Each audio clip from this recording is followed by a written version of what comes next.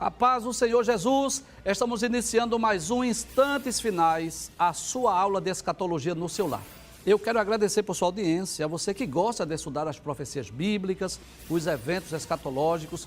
Que Deus abençoe você, que Deus abençoe a sua família, que as bênçãos de Deus continuem sendo derramadas sobre a sua família. Eu quero lhe convidar para você estar com a sua Bíblia, seu caderno de anotações, a sua caneta. Faça de sua casa uma sala de aula, né? Lembrando que você pode assistir a nossa programação, não só pela TV, mas você pode acompanhar também pelo YouTube, em dois canais diferentes, o Rede Brasil Oficial e IADPE Oficial, ou pelo site www.iadpeplay.org.br. Você também tem outra opção de baixar o aplicativo no seu celular, Rede Brasil TV, e aí você pode assistir do seu próprio celular, do seu próprio smartphone, tá bom? Se você deseja entrar em contato conosco, enviar a sua mensagem, a sua crítica, a sua pergunta, a sua sugestão, anote aí o número do WhatsApp, 994661010. Se você está assistindo diariamente ao nosso programa, você sabe que nós estamos estudando o Apocalipse, versículo por versículo. Nós já estudamos 13 capítulos do livro, né?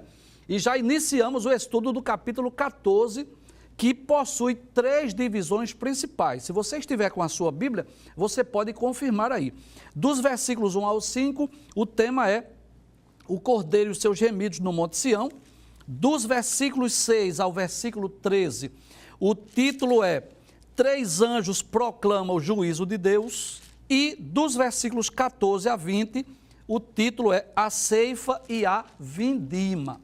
Então, nós já explicamos os 5 primeiros versículos, que fala exatamente sobre o Cordeiro e os seus gemidos no Monte Sião.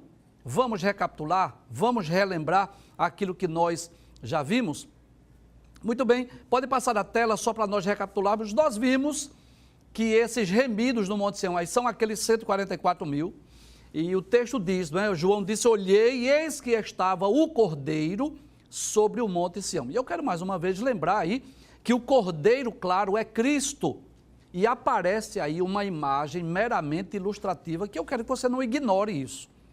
É apenas para nós termos uma ideia, não é? Nós pensarmos naquela visão de João lá na ilha de Patmos. E diz que com o Cordeiro, ou seja, com Jesus, estava 144 mil, que são os mesmos que nós já estudamos do capítulo 7, versículos 4 a 8, e João disse que tinha na sua testa escrito o nome do Cordeiro e o nome de seu pai. Claro que nós não cremos na literalidade disso. Não é que aqueles 144 mil tinha um nome na testa, não.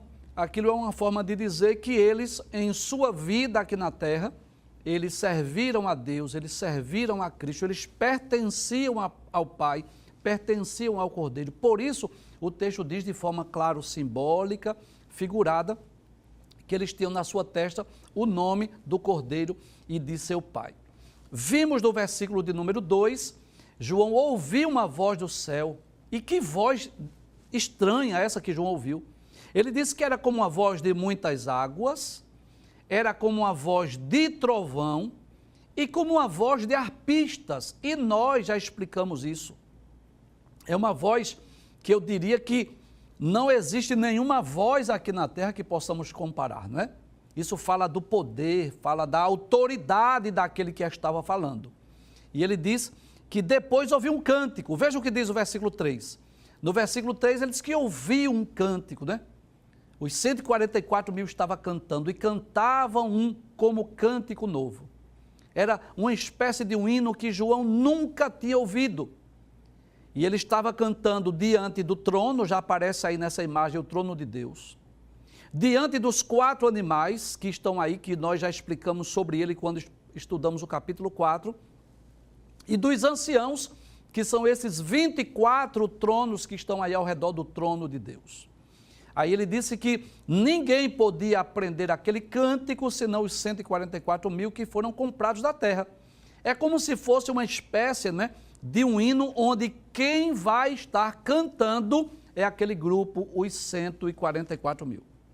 Vimos também no versículo de número 4, que traz aí, os versículos 4 e 5, traz algumas características destes 144 mil. Quais são? Primeiro, eles são os que não estão contaminados com mulheres, porque são virgens, e aí nós explicamos que há duas interpretações para esse texto. Há quem diga assim, olha, quando diz que eles são virgens, não se contaminaram com mulheres, é no sentido espiritual. É que eles não se envolveram com a prostituição espiritual, com outras religiões, com adoração ao anticristo ou ao falso profeta. Há outros que dizem, isso é literal, eles são virgens mesmo porque são solteiros, enfim. Ambas as interpretações podem estar corretas. Eu costumo dizer que ambas interpretações são possíveis. Ora, se estes 144 mil serão escolhidos no início da grande tribulação para um trabalho específico aqui na terra, é possível que sejam jovens, que sejam solteiros, que sejam pessoas que não tenham família, para que possam se desprender para viver somente fazendo a obra de Deus nesse período de perseguições, que é o período da grande tribulação. E com certeza eles não se contaminaram também com a adoração ao anticristo, ao falso profeta. Então, pode ser que quando o texto diz que são virgens, que eles não se contaminaram com mulheres, esteja se referindo ao sentido literal e também ao sentido espiritual. Mas o texto diz que são os que seguem o Cordeiro para onde quer que vai. Ou seja, durante a sua vida na terra, eles serviram o Cordeiro, seguiram o Cordeiro, obedeceram a Cristo, a sua palavra, guardaram a sua palavra. E agora, depois de mortos, né, suas almas aparecem lá no céu e eles agora estão com o Cordeiro, né? E o texto diz ainda que estes são os que foram comprados como primícias para Deus e para o Cordeiro. E claro, embora Cristo tenha comprado todos os homens com o seu sangue, nós vimos isso, mas estes aí são chamados de primícias. Finalmente, nós estudamos o versículo de número 5, que fala ainda de duas características desse grupo de 144 mil, que na sua boca não se achou engano, ou seja, não se achou mentira, não se achou falso testemunho, porque são irrepreensíveis diante do trono de Deus, ou seja, eles procuraram viver, servir e agradar a Deus, por isso eles eram irrepreensíveis. Isto foi o que vimos no programa anterior, né? Hoje nós vamos estudar outro tema. 3 anjos proclamam o juízo de Deus, que é o segundo tema do capítulo 14. Eu gostaria de abrir essa imagem, né? Mais uma vez, olha, eu fico aqui maravilhado e eu quero elogiar mais uma vez, parabenizar essa equipe de artes, né? Essa imagem aí tremenda, que foi preparada pela equipe de artes, que fala sobre 3 anjos que proclamam os juízos de Deus. E eu gostaria, não é, antes de nós adentrarmos no texto bíblico, que é a partir do versículo de número 6, eu gostaria de lembrar mais uma vez, não é? Nós vamos perceber, quando lemos a Bíblia, a aparição dos seres angelicais diversas vezes na Bíblia Sagrada e também no livro do Apocalipse. Como você sabe, você já me ouviu dizer isso aqui outras vezes, né? Os anjos, né? Eles são mensageiros de Deus. Eles aparecem com muita frequência nas páginas da Bíblia. Praticamente, os anjos estão presentes de Gênesis a Apocalipse. Para que você tenha uma ideia, o Antigo Testamento registra 108 aparições angelicais. E o Novo Testamento, 175 aparições. Quer seja trazendo anúncios, como aquele anjo que anunciou a Zacarias o nascimento de João Batista, como o anjo que anunciou a Virgem Maria que ela iria dar à luz a um filho e anunciou aos pastores de Belém que Jesus nasceu. Em outras ocasiões, os anjos aparecem para dar livramentos, como aquele que, por exemplo, livrou a Daniel lá da cova dos leões, como aquele anjo que livrou a Pedro da prisão. Lembra disso, capítulo 12 do livro de Atos? Os anjos também aparecem nas páginas da Bíblia, suprindo necessidades, provendo necessidades. Por exemplo, lá no livro de Gênesis, a Bíblia diz que o anjo proveu água para Agar e Ismael, que estavam prestes a morrer de sede no deserto. Então, o anjo proveu também, outro anjo proveu água e pão para o profeta Elias, quando ele estava lá na caverna, fugindo de Jezabel. Então, há várias aparições angelicais, há vários tipos de trabalhos realizados, executados pelos anjos nas páginas da Bíblia. Mas no livro do Apocalipse, os anjos aparecem cerca de 71 vezes, e em sua maioria para anunciar ou para executar juízos divinos, como nesse texto aqui, Apocalipse capítulo 14, versículos 6 a 13. Então, nós vamos perceber que são os anjos quem tocam as trombetas, né? No livro do Apocalipse eu estou me referindo. São os anjos que derramam o cálice da ira de Deus, são os anjos que aparecem voando e anunciando juízos, enfim. Eu posso dizer que, embora as atividades dos seres angelicais sejam diversas, nós já anunciamos algumas, citamos algumas, mas no livro do Apocalipse, com exclusividade, nós vamos perceber que os anjos aparecem principalmente para a execução do juízo divino.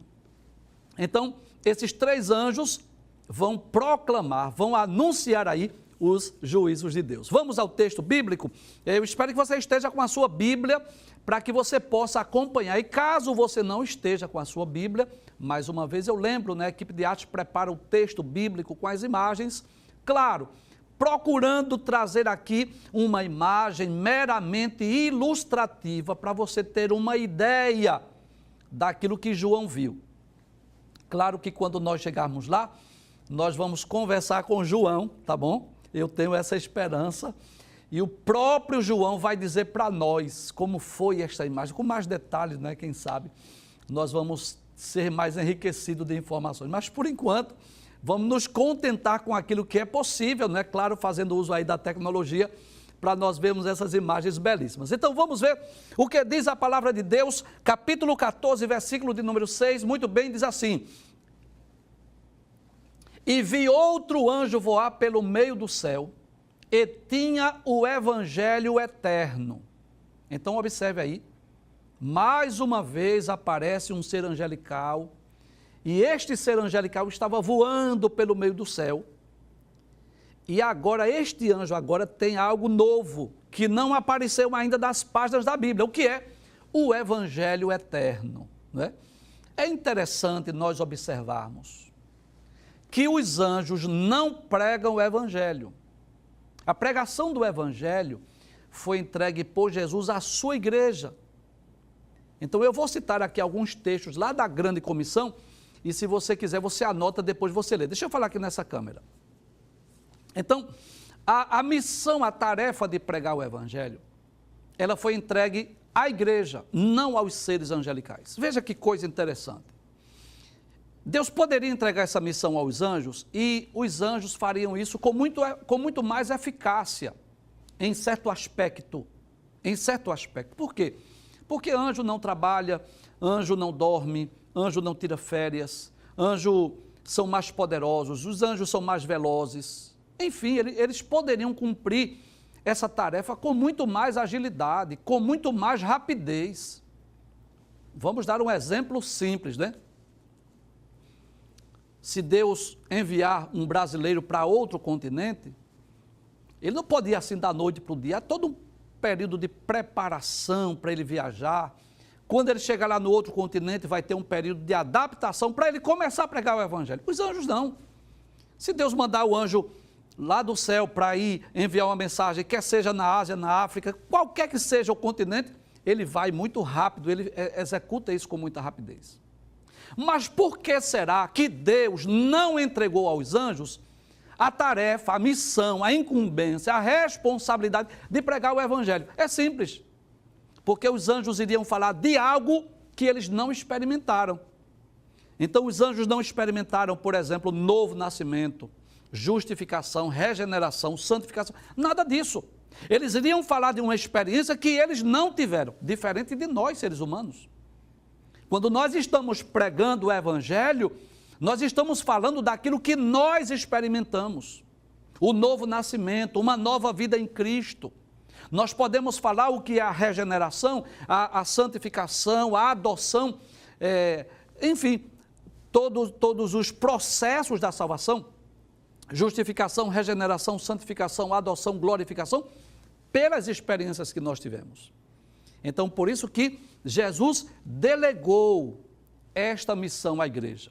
Então, se você tiver aí lápis e papel, anote. Em Mateus capítulo 28, versículos 19 e 20, Jesus disse: portanto, ide, fazei discípulos de todas as nações, batizando-as em nome do Pai, do Filho e do Espírito Santo, e ensinando-as a guardar todas as coisas que eu vos tenho mandado, e eis que eu estou convosco todos os dias até a consumação dos séculos. Amém.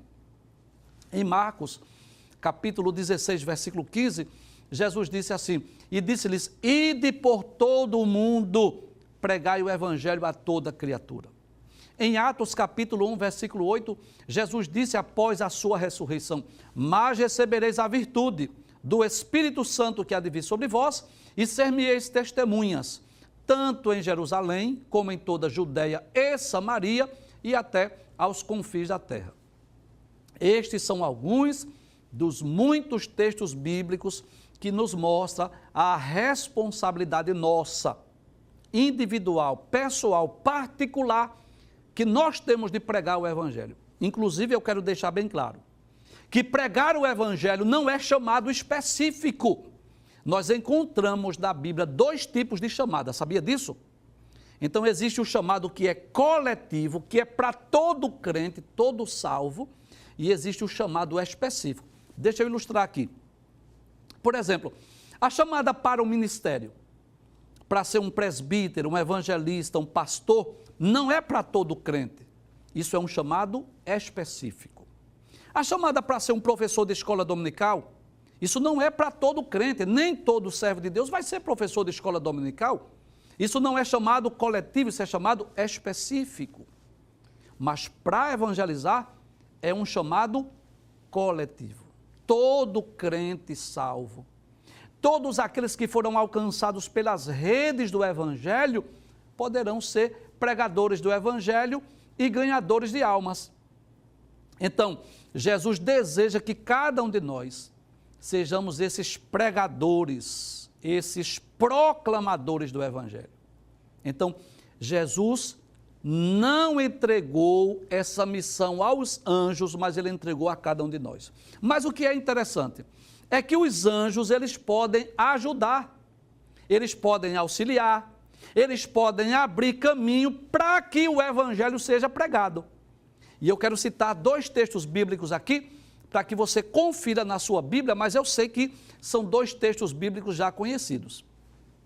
Observe, por exemplo, no livro dos Atos dos Apóstolos, o 44º livro da Bíblia e o 5º livro do Novo Testamento, este livro extraordinário que fala sobre o avanço do Evangelho após a ascensão de Cristo, no capítulo de número 8, versículo de número 26, diz assim: e o anjo do Senhor falou a Filipe dizendo: levanta-te e vai para a banda do sul, ao caminho que desce de Jerusalém para Gaza, que está deserto. E levantando-se foi. E se nós continuarmos lendo até o versículo 40, nós vamos perceber que Filipe foi para essa estrada que estava deserta. De repente vinha um etíope, o mordomo Mó de Candace, vinha lendo uma profecia de Isaías, que está no capítulo 53. O Espírito disse a Filipe: chega-te, ajunta-te esse carro. E Filipe chegou junto do carro e perguntou, ele ouviu que o eunuco, o etíope, estava lendo. Ele perguntou: entendes o que leis? Ele disse: como eu poderei entender se ninguém me explicar? Sobe, chega-te. E aí, Filipe subiu na carruagem e começou a explicar a Escritura, aquela profecia de Isaías 53, que já havia se cumprido porque Jesus já havia morrido. E Filipe explicou tão bem a profecia que, quando eles foram caminhando, chegaram perto de alguma água, que eu não sei se era um açude, um riacho ou um ribeiro, não sei, mas era um local propício para o batismo, e o eunuco, sem que Filipe oferecesse o batismo, o eunuco disse assim: eis aqui água, o que é que impede que eu seja batizado? Filipe disse: é lícito, se você crê. E desceram ambos, e Filipe ali batizou o eunuco. Veja que coisa interessante. O anjo poderia pregar para o eunuco. O anjo poderia sentar-se naquela carruagem e explicar as escrituras, mas ele não fez isso. O anjo ordenou que Filipe fosse para a estrada para que pudesse pregar o evangelho. No capítulo 10 do livro de Atos dos Apóstolos também, nós vamos encontrar outro fato semelhante. Você conhece, é a história do centurião Cornélio. Capítulo 10, versículo 1 diz assim: E havia em Cesareia um varão por nome Cornélio, centurião da corte chamada italiana, piedoso e temente a Deus com toda a sua casa, o qual fazia muitas esmolas ao povo e de contínuo orava a Deus. Este, quase à hora nona do dia, viu claramente numa visão um anjo de Deus que dirigia-se para ele e dizia: Cornélio. Este, fixando os olhos nele e muito atemorizado, disse: Que é, Senhor? E o anjo disse: As tuas orações e as tuas esmolas têm subido para a memória diante de Deus.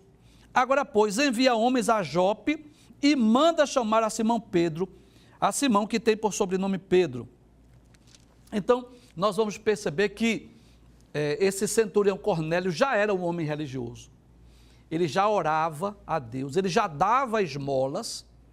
Essas orações já estavam chegando à presença de Deus, mas ele precisava ouvir a mensagem do evangelho. E em vez do anjo pregar o evangelho para Cornélio, não. O anjo disse: manda chamar Pedro. E aí ele chamou dois soldados, né, piedosos, mandou buscar Pedro. Esses homens chegaram em Jope. O Espírito falou com Pedro, que Pedro fosse com eles, porque foi ele que enviou. E assim Pedro veio à casa de Cornélio, pregou o evangelho. Os familiares e amigos de Cornélio se converteram, foram batizados com o Espírito Santo e desceram as águas. Então observe que o anjo não pregou para o etíope, conforme o capítulo 8 que nós citamos. Quem pregou foi Filipe. E o anjo também não pregou para Cornélio, quem pregou foi Pedro.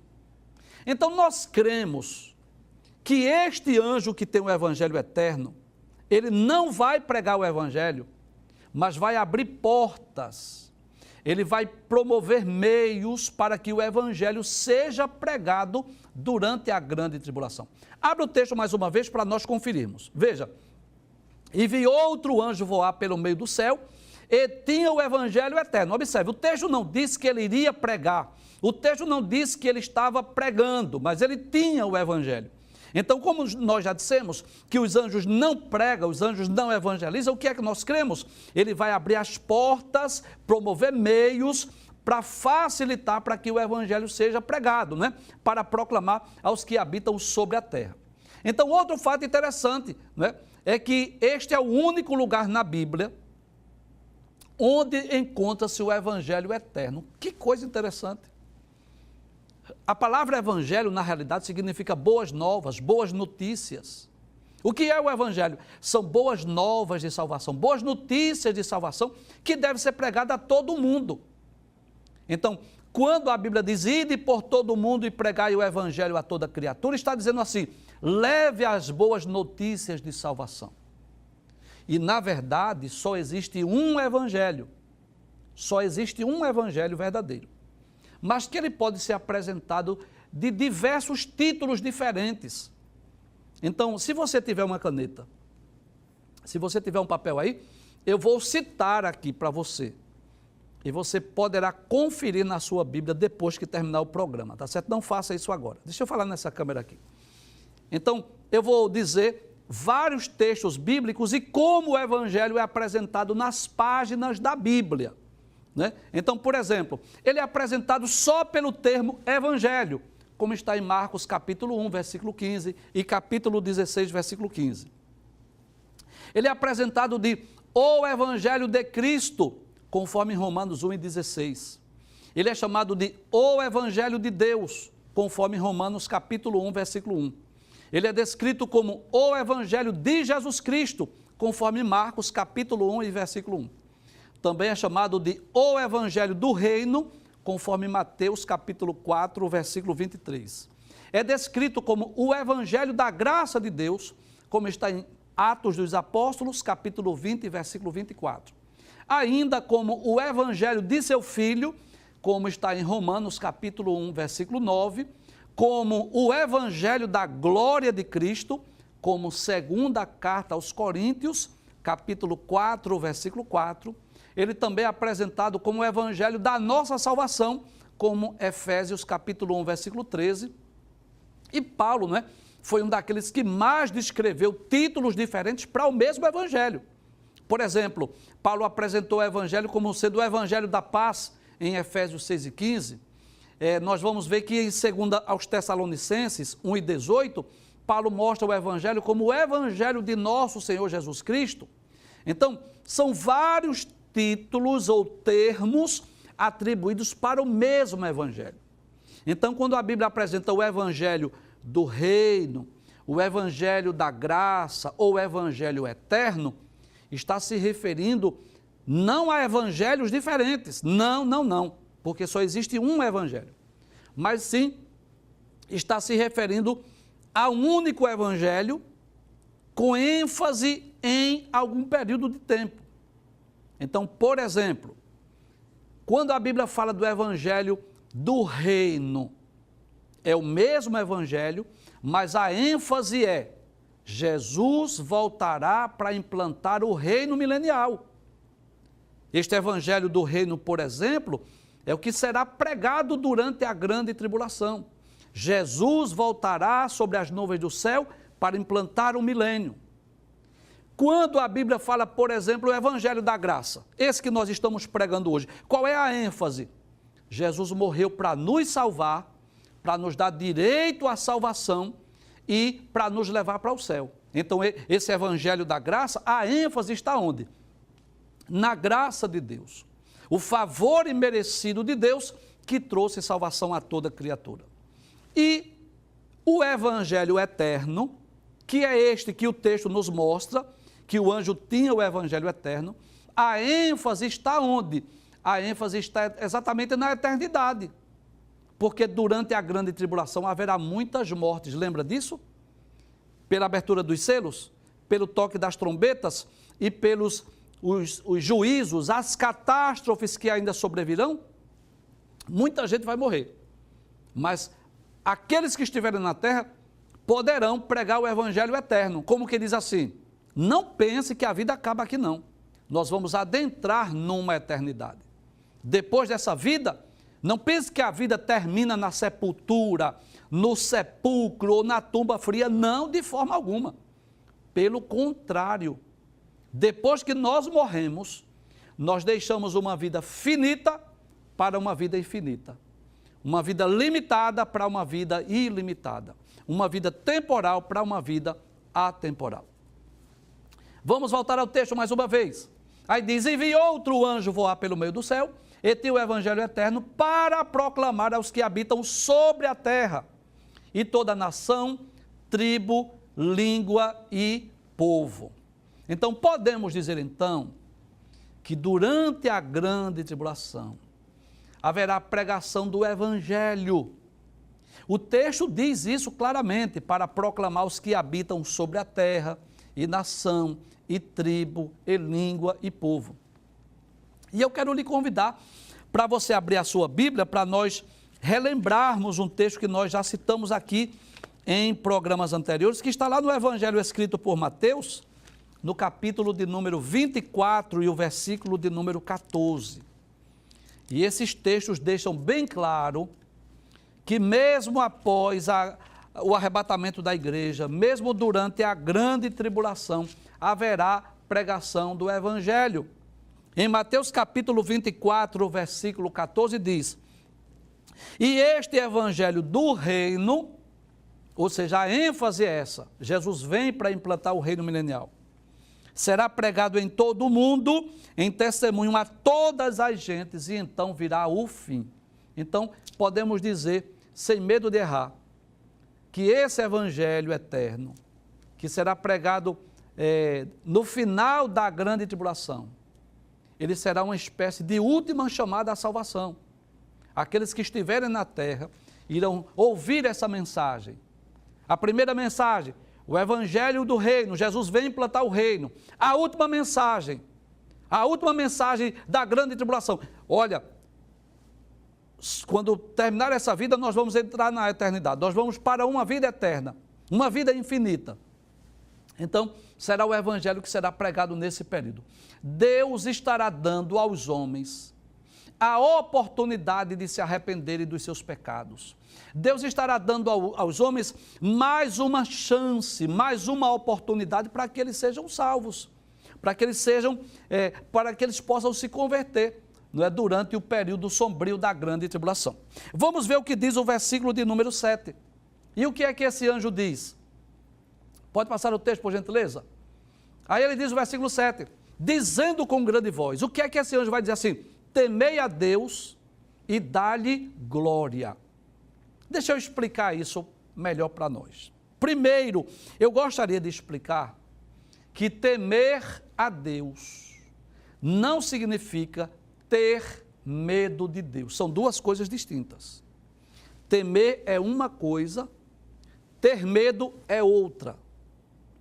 E Deus não quer que nós tenhamos medo dele. Deus não quer ser visto como aquele homem cruel, ditador, tirano, que tenhamos medo dele não nos ferir. Não é isso que Deus quer que nós pensemos acerca dele. Tanto é que uma das melhores ilustrações, ou títulos, ou nomes que nós podemos dar a Deus, baseado nas Escrituras, é que Deus é um Pai amoroso. Embora que esse Pai amoroso também castigue e repreende quando Ele ama, não é? Veja que coisa interessante, quando Jesus foi ensinar os discípulos a orar, Jesus disse assim, vós orareis assim, Pai nosso que estás nos céus. Então é isso que Deus quer que nós possamos sentir, que Ele é um Pai que nos ama, que nos protege, que supre as nossas necessidades, que cuida de nós, que quer o melhor para nós. Agora, claro, que como Pai Ele também corrige, Ele também repreende, e a Bíblia deixa isso bem claro, né? Ele diz, olha, eu repreendo e castigo a todos quanto amo. Então, quando o texto diz assim, temei a Deus, não é tenha medo, mas é assim, honre, obedeça, respeite, reconheça que Ele é supremo, que Ele é Senhor, que Ele é soberano, que Ele é absoluto. É isso que a Bíblia diz. E isso é o dever de todo homem. Veja o que diz Eclesiastes, capítulo 12, versículo 13. Lá no livro de Eclesiastes, é assim que Salomão termina este livro. E eu quero ler esse texto. Eclesiastes, capítulo 12, versículo de número 13. Se você puder, você lê na sua Bíblia, ou então você anota. Diz assim, de tudo que se tem ouvido, o fim é. É como se Salomão dissesse assim, de tudo aquilo que você ouviu, de tudo aquilo que eu escrevi, o fim é, em resumo, teme a Deus e guarde os seus mandamentos, porque este é o dever de todo homem. Nós vamos perceber também, em Deuteronômio, capítulo 10, versículos 12 a 13, que era isso que Deus esperava dos hebreus, dos filhos de Israel. Deuteronômio capítulo 10, versículos 12 e 13 diz assim, agora pois, ó Israel, que é que o Senhor teu Deus pede de ti? Senão que temas o Senhor teu Deus. O que é temer, professor? Veja, diz assim, e que ande nos seus caminhos, e o ames, e sirvas ao Senhor teu Deus com todo o teu coração e com toda a tua alma. Isso é o temor, é reconhecer que Ele é Senhor, que Ele é soberano, né? Aí diz, para guardares os mandamentos do Senhor e os seus estatutos, que hoje te ordeno para o teu bem.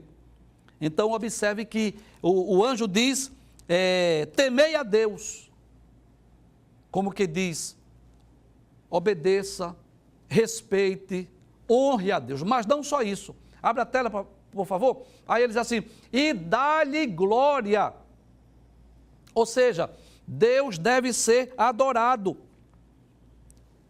E é interessante nós observarmos que durante o período da grande tribulação, outros personagens, outros seres estarão sendo adorados. Observe o que diz, por exemplo, no versículo de número 4, do capítulo 13 do Apocalipse, e adoraram o dragão que deu à besta o seu poder, e adoraram a besta. Então observe, Satanás, o anticristo será adorado.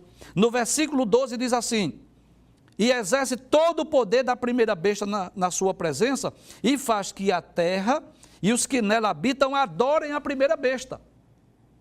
Então, enquanto os homens, os pecadores e os ímpios, claro, estarão adorando aqui o anticristo, adorando Satanás, aqui, o que é que o anjo está dizendo aqui? Olhe, tema a Deus e dá-lhe glória, ou seja, adore a Deus. Mas por que é que os homens devem fazer isso? Veja o que o texto diz, abre a tela. Aí ele diz, porque vinda é a hora do juízo, a hora do seu juízo. E que juízo é esse?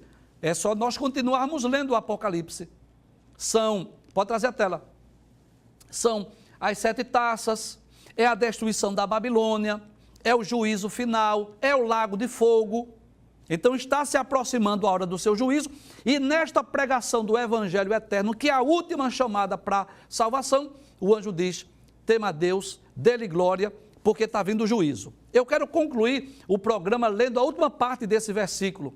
Observe que diz assim, e adorai aquele que fez o céu e a terra e o mar e as fontes das águas. Pode deixar esse texto aí, por favor, aberto por um pouco de tempo.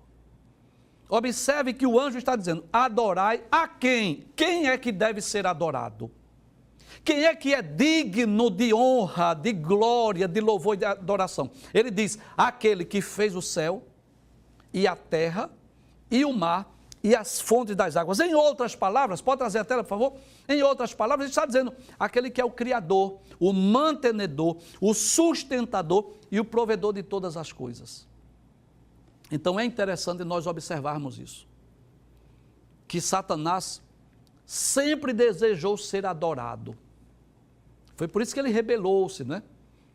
É claro que ele foi criado perfeito, mas pela sua soberba, pelo seu orgulho, pela sua vaidade, ele rebelou-se e quis ter o seu reino. Para quê? Para ser adorado.